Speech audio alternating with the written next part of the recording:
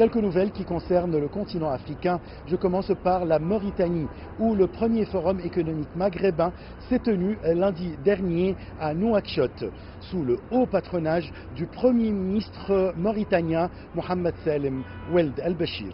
Cette conférence des employeurs de l'Union du Maghreb arabe, qui est organisée par l'Union nationale du patronat mauritanien, a pour principal objectif de dynamiser les organisations patronales maghrébines et de s'informer sur les opportunités d'investissement dans ces pays.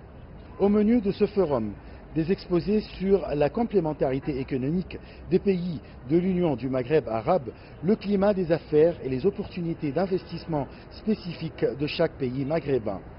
Les participants ont appelé au dépassement des divergences politiques pour permettre une meilleure intégration maghrébine, notant que les 5 pays maghrébins ont été représentés au plus haut niveau dans ce forum.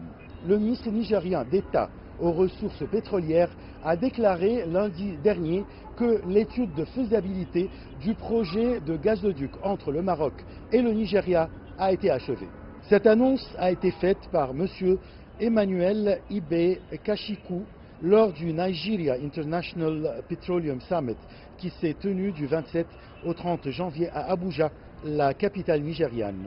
Dr Maikanti Baru, directeur général de la compagnie pétrolière nationale du Nigeria, a également déclaré lors de ce sommet que l'étude de faisabilité du gazoduc qui traversera au moins 15 pays d'Afrique de l'Ouest et reliera le gazoduc existant en Europe est terminée et que la prédécision finale d'investissement, une étude d'optimisation des nouvelles installations, était en cours.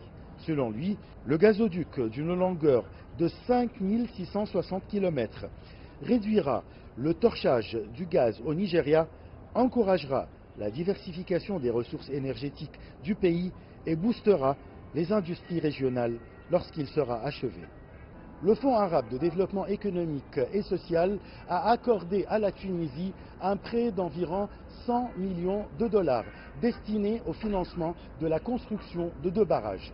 L'accord relatif à ce prêt a été signé le 28 janvier à Tunis par le ministre tunisien du Développement, de l'Investissement et de la Coopération internationale Ziad Ladari et le président du conseil d'administration du FADES, Abdellatif Youssef Al-Hamd. La construction des 2 barrages vise à mobiliser d'importantes quantités d'eau pluviale pour renforcer les capacités de production agricole et créer ainsi de nouvelles activités économiques et de nouveaux emplois dans les régions concernées.